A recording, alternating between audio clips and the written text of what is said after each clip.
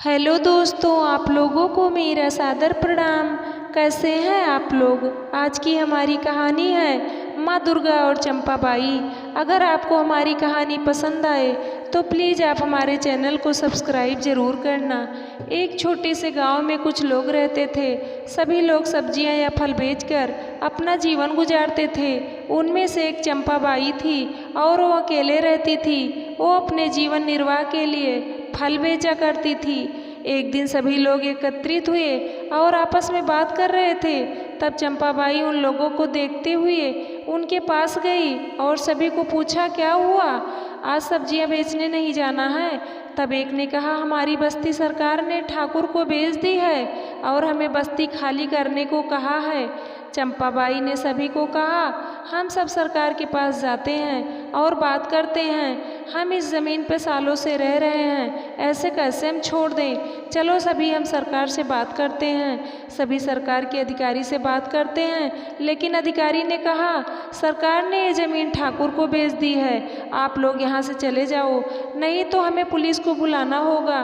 सभी लोग अब चंपाबाई के साथ ठाकुर के घर गए, लेकिन ठाकुर ने भी मना कर दिया कि मैंने ये ज़मीन बड़ी बड़ी बिल्डिंग बनवाने के लिए खरीदी है, आप लोग यहाँ से चले जाओ और बस्ती खाली कर दो। अब सभी लोग धीरे धीरे करके बस्ती खाली करने लगे। कोई जंगल में रहने के लिए चला गया तो कोई फुटपाथ पे। अब चंपाबाई अपना जीवन गुजार रही थी। जब फल बेच के आ रही थी तब चंपाबाई को आवाज़ सुनाई दी, मेरी कोई मदद करो, मुझे खाना खिलाओ। चंपाबाई ने देखा तो एक बूढ़ी औरत थी। उसने कई दिनों से खाना नहीं खाया था, उसका चेहरा मुरझाया हुआ था। तब चंपाबाई ने फल की टोकरी नीचे रख के कहा, आप ये फल खा लीजिए। उस बूढ़ी औरत ने सारे फल खा लिए।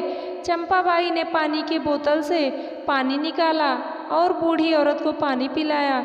बूढ़ी औरत ने चंपाबाई को दुर्गा माँ की मूर्ति दी और कहा, आप दिन रात इस दुर्गा माँ की सेवा करना, कल से नवरात्रि शुरू हो रही है। अब चंपाबाई मूर्ति लेके अपने घर चली गई। घर जाके मूर्ति की स्थापना के लिए घर की साफ सफाई करने लगी और गांव वालों ने चंपाबाई की मदद की। अपने घर में अच्छी तरह से दुर्गा माँ की स्थापना करके सेवा करने लगी।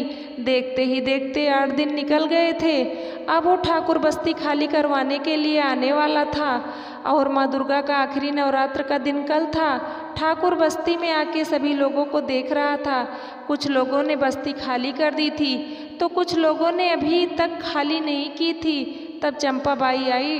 ठाकुर ने कहा, मैंने तुम्हें कहा था ना मैं आऊँगा, आपने अभी तुरंत बस्ती खाली नहीं की तो मैं सारी बस्ती तुड़वा दूँगा।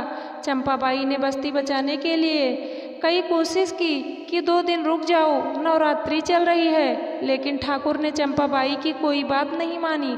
चंपाबाई रोते हुए अपने घर में चली गई। ठाकुर से अब रहा नहीं गया। अपने मजदूर से कहा, जेसीबी से घर तोड़ दो, लेकिन घर तोड़ने की बजाय जेसीबी टूट गई। अब ठाकुर को लगा कि ये औरत चुड़ैल लगती है, मुझे घर में जाकर देखना होगा। ठाकुर घर में जाके देखता है तो चंपाबाई माँ दुर्गा के सामने बैठ के आराधना कर रही थी। ठाकुर ने अपने पैरों से चंपाबाई को मारने की कोशिश की। तब तुरंत ही दुर्गा माँ प्रकट हुई और ठाकुर को कहा, मेरे भक्त को तुम मारने की कोशिश कर रहे हो। ठाकुर माँ दुर्गा को देखकर माँ के चरणों में गिर जाता है। दुर्गा माँ ने ठाकुर को अच्छी तरह से समझाया।